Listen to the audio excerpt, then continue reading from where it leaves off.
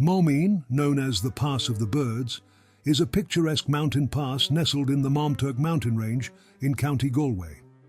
It has been historically significant as the boundary between Connemara proper and Joyce country.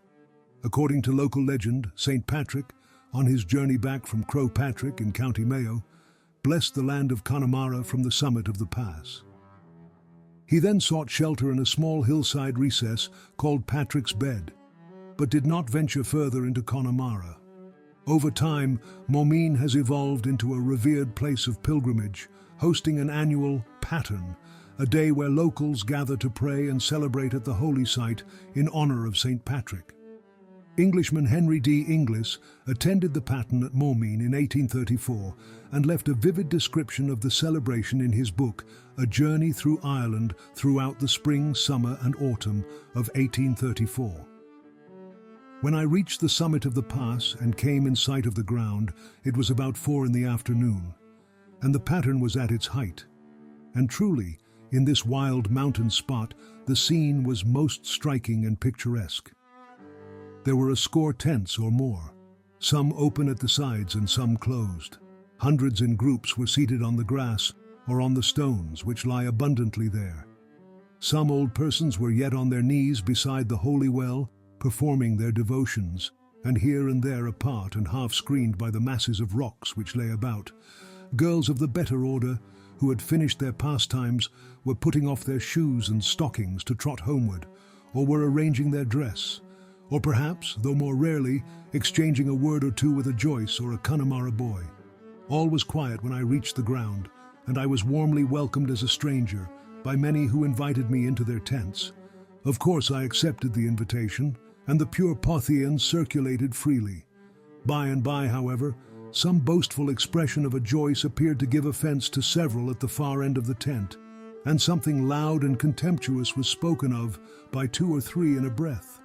The language which, in compliment to me, had been English, suddenly changed to Irish.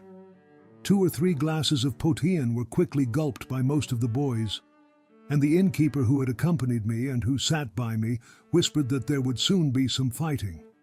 I had seen abundance of fighting on a small scale in Ireland, but I confess I had been barbarous enough to wish I might see a regular faction fight, and now I was likely to be gratified.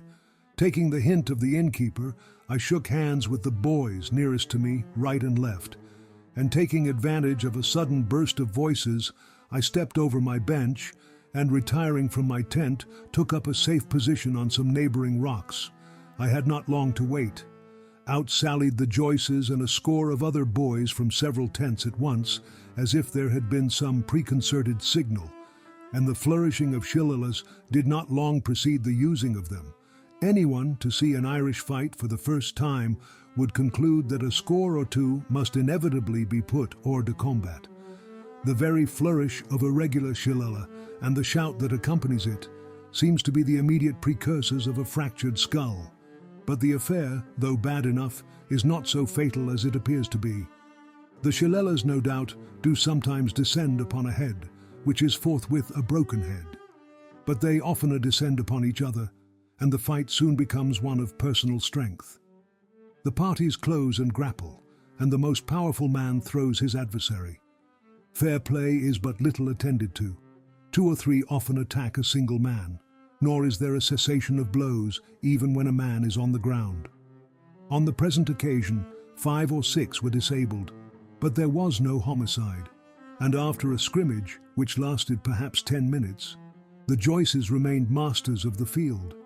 The women took no part in the fight, but they are not always so backward. It is chiefly, however, when stones are the weapons, that women take a part by supplying the combatants with missiles. When the fight ended, there were not many remaining, excepting those who were still in the tents, and who chanced to be of neither faction. Most of the women had left the place when the quarrel began, and some of the men too. I noticed, after the fight, that some, who had been opposed to each other, shook hands and kissed, and appeared as good friends as before. The sun was nearly set when the pattern finally broke up, and with the bright sun flaming down the cleft and gilding all the slopes, the scene was even more striking now than when we ascended. The long line of pedestrians and horses stretched many miles down the lengthened defile, and the mountain notes of the pipe and the occasional burst of voices and the lowing of the cattle roused by these unwanted sounds filled all the hollow of the hills. There are two ways to visit Maumean. One is from the car park on the side of Recess Village. This is a short but steep walk. And the other one is from the Maume village site. The journey will take much longer, but the views are stunning. There are numbered stations or visiting points for pilgrims. On the side of the pass, a small chapel and an altar in the pass. For a better experience, it is recommended to wear proper footwear, since both routes are steep, with the first one covered in rocks and the other one in grass and sometimes slippery soil. You can hike there as well. There is a bus service from Galway to Clifton that passes the turn to the Maumean car park. And don't forget your rain gear. It rains a lot in the west of Ireland. Hey folklings, please hit the like button and subscribe for more videos from Nick the Scholar.